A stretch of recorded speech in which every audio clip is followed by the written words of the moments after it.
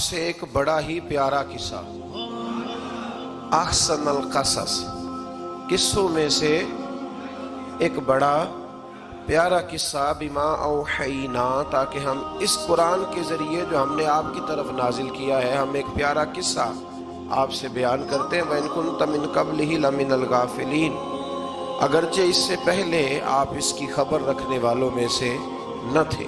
قصہ کیا ہے؟ قصہ یہاں سے شروع ہوتا ہے، اِذْ قَالَ يُوسُفُ لِأَبِيهِ، جب کہا حضرت یوسف علیہ السلام نے اپنے باپ سے، کیا کہا یا ابتی، اے میرے باپ، انی رأیت احد عشر کوکبا، بے شک میں نے خواب میں دیکھے ہیں 11 ستارے، والشمس، اور سورج، والقمر، اور چاند، رأیتہم لی ساجدین، کہ وہ مجھے سجدہ کر رہے تھے۔ یہ خواب دیکھا حضرت ابراہیم علیہ السلام کے بیٹے حضرت اسحاق علیہ السلام، اور حضرت اسحاق علیہ السلام کے صاحبزادے حضرت یعقوب علیہ السلام۔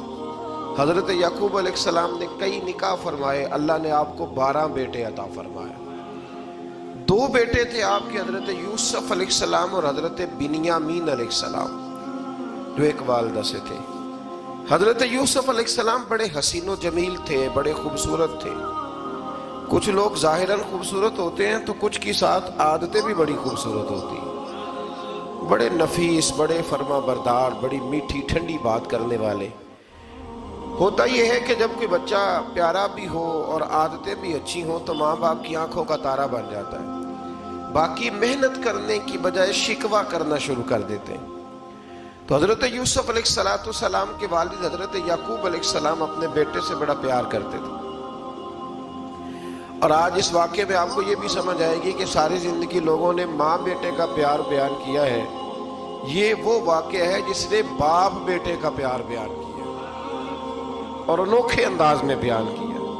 یعنی باپ اور بیٹے کے پیار کا بھی کوئی شخص کسی جگہ تصور کر سکتا، اسے ماپا اور تولا جا سکتا نہیں ہے۔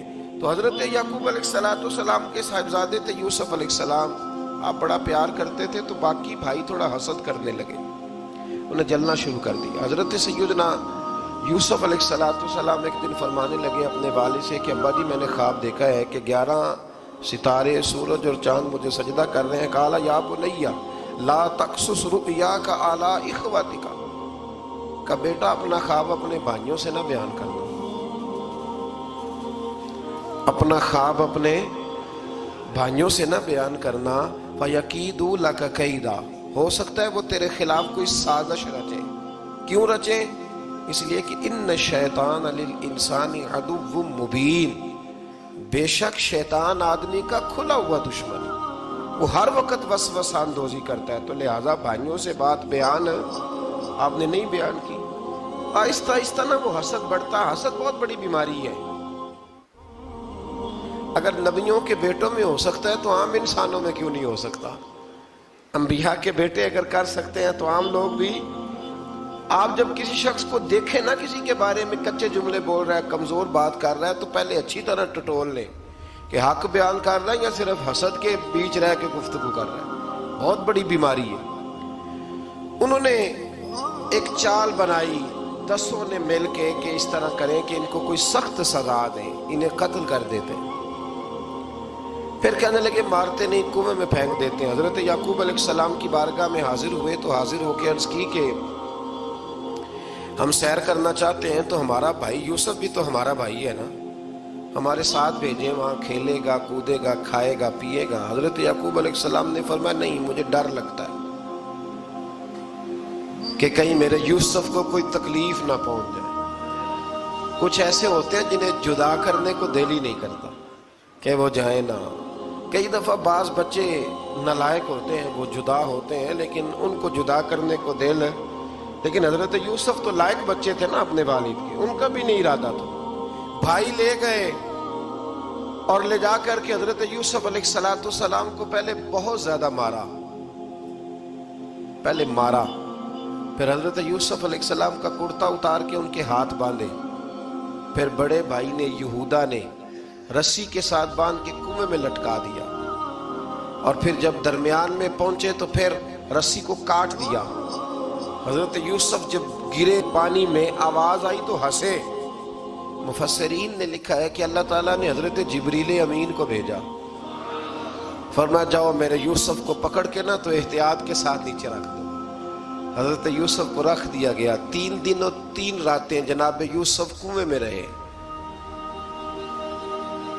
بچانے والا زیادہ بڑا ہے، محفوظ رکھنے والا زیادہ طاقتور ہے۔ 3 دن اور 3 راتیں کنویں میں رہے۔ انہوں نے کیا کیا کہ حضرت یوسف کا کرتا چونکہ اتار لیا تھا، 2 کرتے انہوں نے پہنے ہوئے تھے۔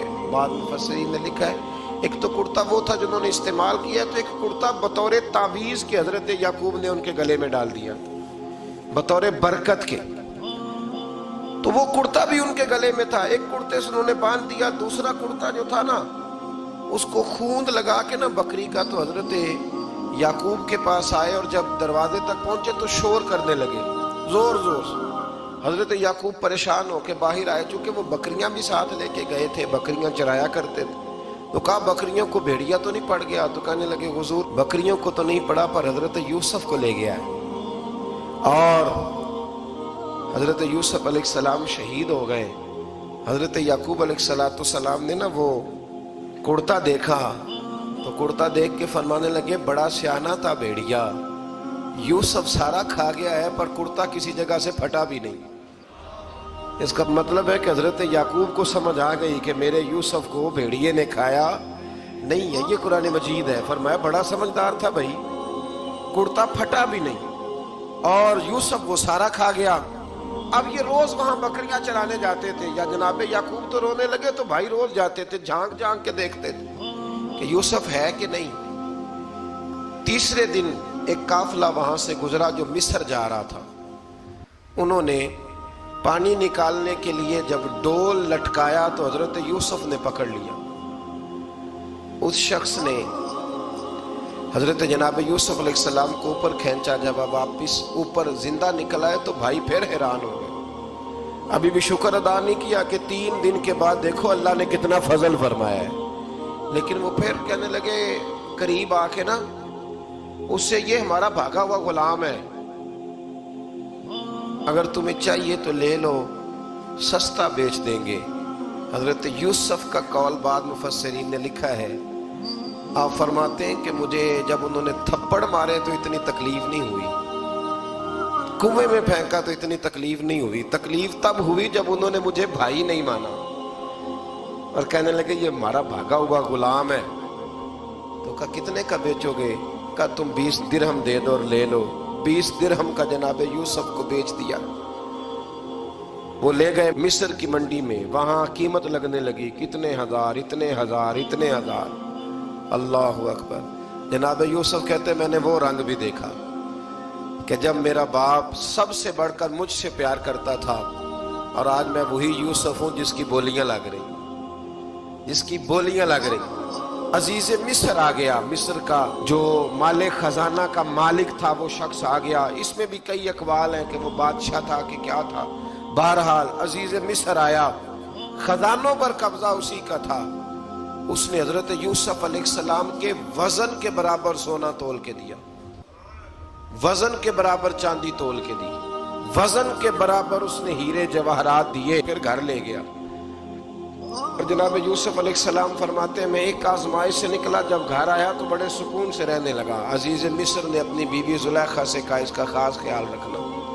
فرماتے محبت ملنے لگی، پیار ملنے لگا، گھر میں بڑی خوشی سے رہنے لگا، پر اللہ کو کچھ اور ہی منظور تھا۔ آزمائش پر آزمائش ذرا دیکھیے گا، پہلے باپ کا پیار، پھر کنواں، پھر کنویں سے بچ گئے تو مصر کی منڈی۔ فرماتے وہاں سے میں بچ کے آیا تو عزیز مصر کے گھر رہنے لگا۔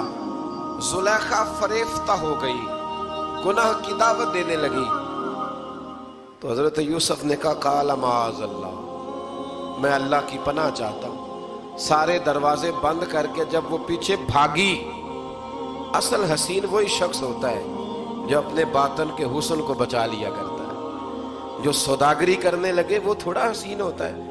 حضرت یوسف علیہ السلام جب بھاگے تو اس نے پیچھے سے پکڑ کے کرتا کھینچا، کرتا پھٹ گیا۔ ابھی آپ دروازے تک پہنچے تھے، عزیز مصر خود آ گیا۔ اس نے آگے کہا یہ کیا ہو رہا ہے؟ تو اس نے مکر کیا زلیخا نے، کہنے لگی کہ ہونا کیا ہے، اس کو گھر میں رکھ کے پالا ہے، اب جوان ہوا ہے تو معاذ اللہ اس نے میرے طرف دست درازی کرنے کی کوشش کی ہے۔ حضرت یوسف پھر خاموش ہو گئے، بھائی بیچ رہے تھے تو پھر بھی خاموش تھے۔ کبھی کبھی کچھ چیزیں خاموش رہ کے سہنی پڑتی ہیں، زخم پہ زخم کھا کے جی، خون جگر کے گھونٹ پی، آہ نہ کر لبوں کو سی، یہ عشق ہے کو دل لگی نہیں۔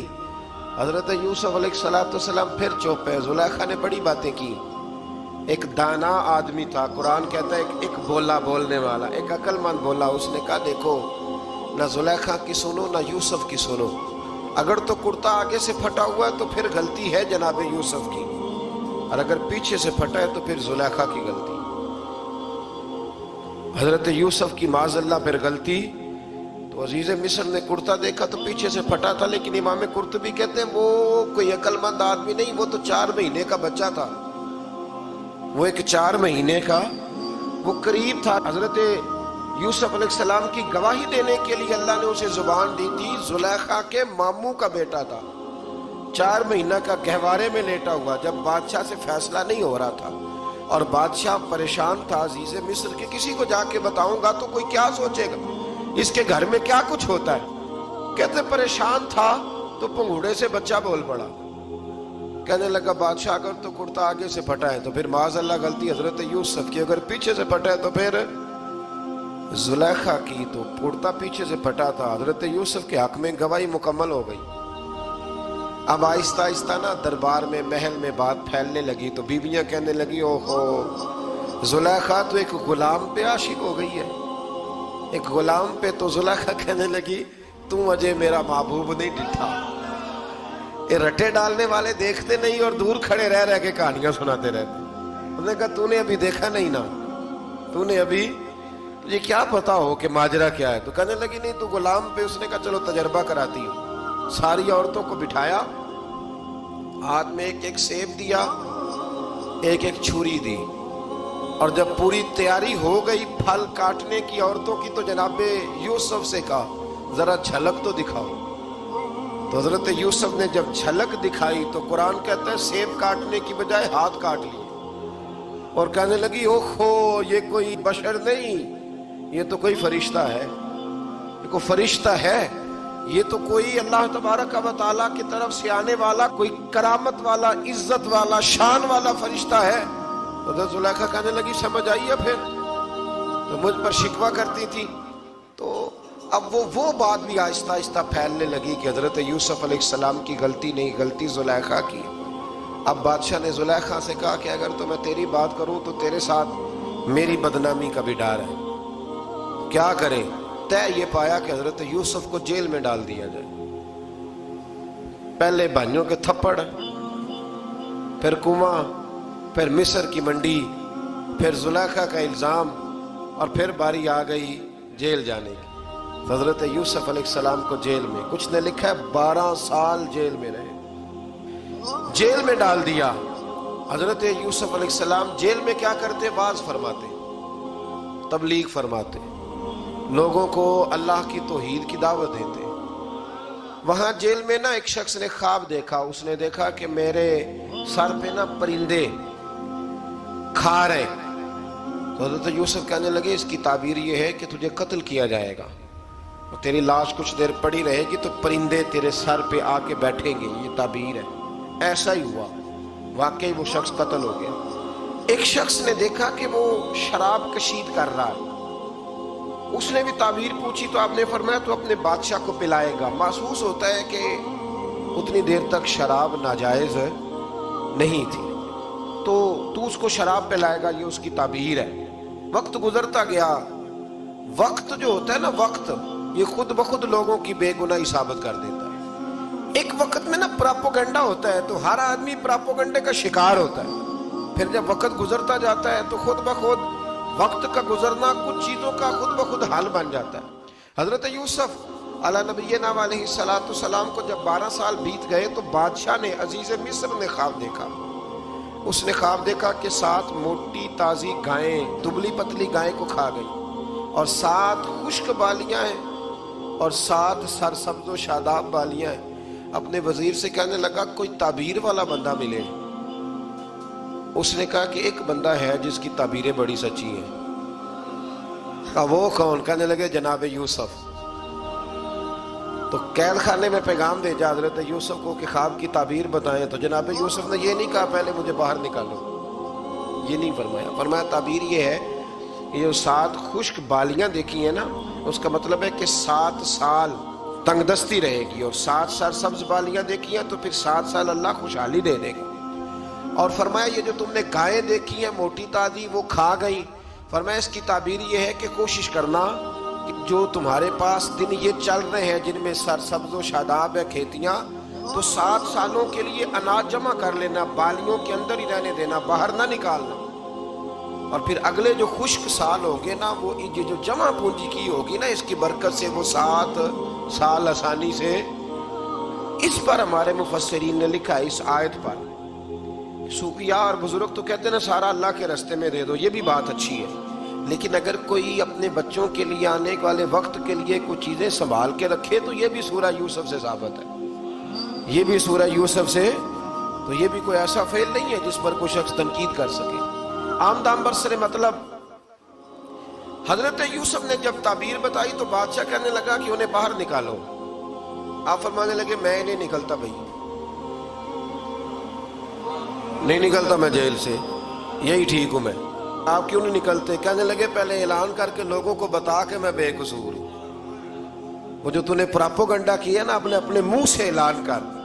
اس نے جناب زلیخا کو بلایا، ان عورتوں کو بلایا، وہ عورتیں ساری سامنے آئیں، انہوں نے گواہی دی کہ یوسف تو بے گناہ ہے. پر سال کتنے لگ گئے؟ اللہ اکبر، 12 سال لگ گئے. یقین کریں کچھ لوگوں کو یہ ثابت کرنے میں نہ کہ میں ٹھیک ہوں زندگی بیت جاتی، اور میں تمہارا خیر کا ہوں زندگی بیت جاتی ہے.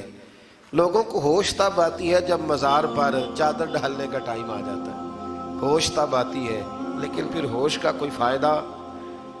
12 سال کے بعد بادشاہ نے ان کو بلایا اور کہنے لگا کہ یہ جو خواب میں نے آپ کو سنایا اب کرنا کیا ہے؟ تو حضرت یوسف کہنے لگے تم سے کچھ بھی نہیں ہوگا، اگر کچھ کرنا ہے تو پھر یہ خزانے کی ذمہ داری میری لگاؤ. اگر کوئی قابل آدمی ہو تو وہ آگے بڑھ کے بات کر سکتا ہے. یہاں ہر بندہ ہی آگے بڑھ کے کہتا ہے مجھے دے دو ڈیوٹی، لیکن قابل ہو تو وہ آگے بڑھ کے بات کرے اور سمجھے کہ میرے علاوہ کسی کے لیے مشکل ہے تو پھر وہ آگے بڑھے.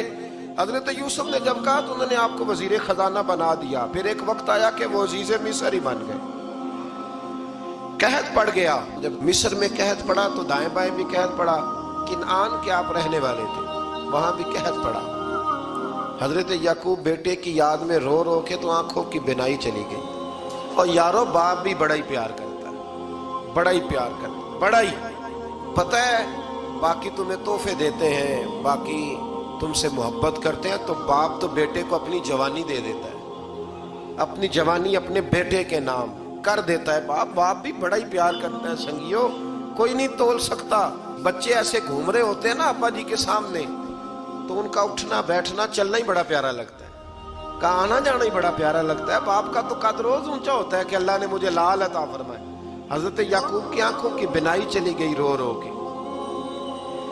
بھائی حضرت یوسف کے جب قحط پڑا تو انہیں پتا چلا کہ ایک واحد شہر مصر ہے جہاں گندم سٹاک ہے، کیونکہ حضرت یوسف کو پتا تھا، خواب بادشاہ دیکھ چکا تھا. تو آپ نے مال 7 سالوں کے لیے جمع کر لیا.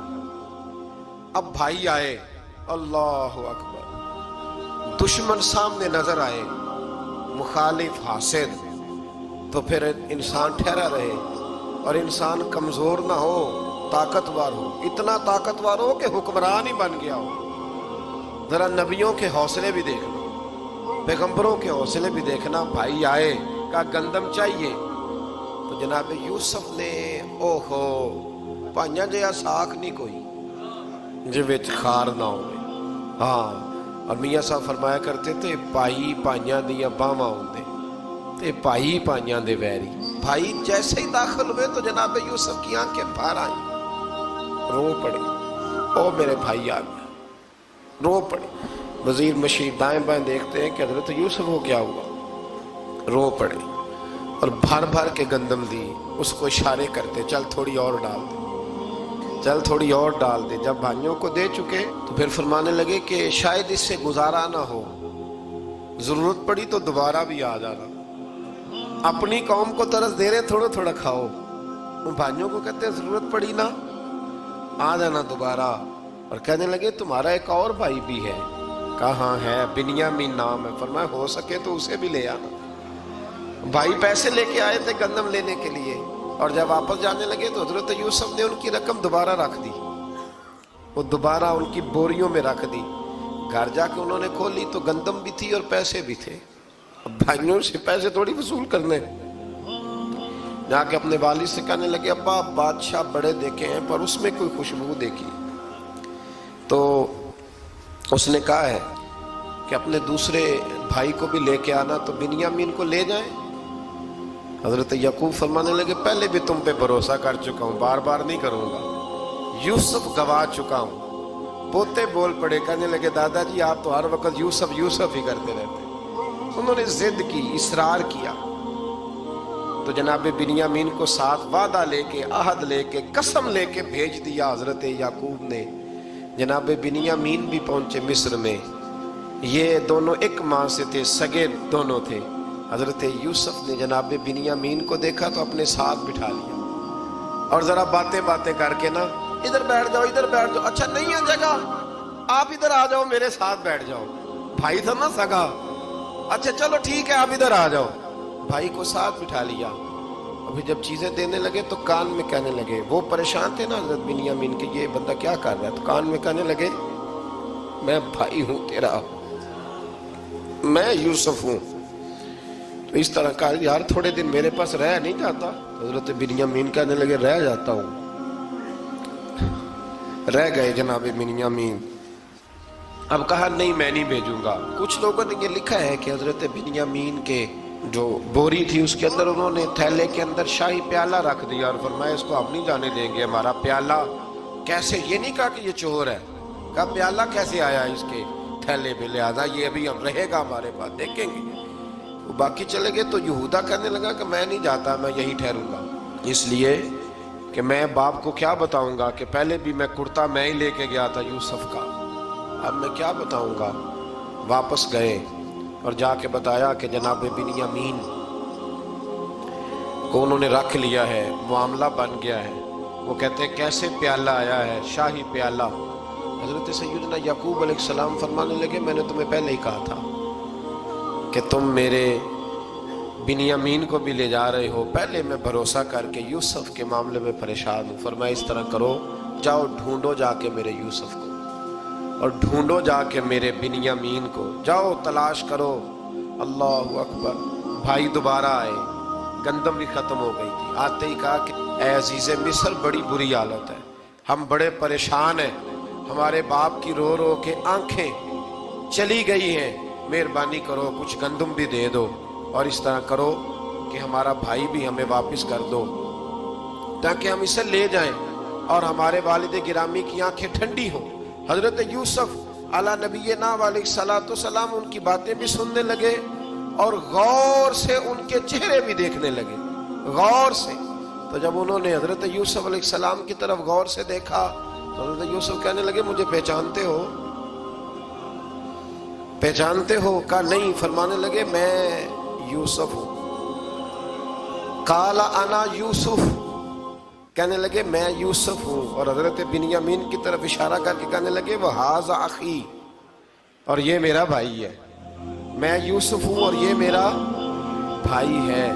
اور فرمانے لگے اللہ نے ہم پر احسان کیا ہے، اور جو تقوی اختیار کرتا ہے اور صبر کرتا ہے اللہ تعالیٰ اس نیک کے اجر کو کبھی ضائع، یہ نہیں فرمایا میں نے بڑے تقوی کیے پرہیزگاری کی تو بچ گیا، فرمایا جو بھی تقوی اختیار کرے گا، جو بھی صبر کرے گا، اللہ اس نیک کے اجر کو کبھی ضائع نہیں کرے گا۔ پھر فرمانے لگے جاؤ آج تم پر کوئی گناہ، جاؤ ایک دم ہی اسی وقت ہی فرمایا جاؤ میں نے تمہیں معاف کیا، جاؤ میں نے تمہیں معاف کیا۔ اور فرمانے لگے میری دعا ہے کہ میرا رب بھی تمہیں معاف کر دے۔ پھر فرمایا کہ میری قمیض لے جاؤ، میرا کرتا، اور میرے باپ کی آنکھوں پہ ڈال دے۔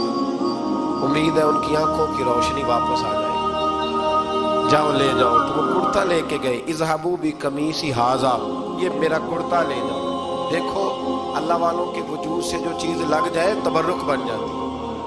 تو وہ کرتا لے کے گئے بھائی، ابھی دور ہی تھے، تو قرآن مجید کہتا ہے ابھی وہ دور تھے تو سیدنا یعقوب علیہ السلام فرمانے لگے بھائی مجھے یوسف کی خوشبو آ رہی ہے، مجھے نا یوسف کی، اللہ اکبر، کون اندازہ کرے باپ اور بیٹے کی محبت کا، مجھے نا خوشبو آ رہی ہے، یوسف کی خوشبو، مجھے خوشبو آ رہی ہے۔ تو حضرت سیدنا یعقوب علیہ السلام کی آنکھوں پہ ڈالا تو روشنی واپس آ گئی۔ کہا ابا جی ذرا چل کے دیکھو تو صحیح رب نے آپ کے بیٹے کو کتنی شانیں عطا فرمائی۔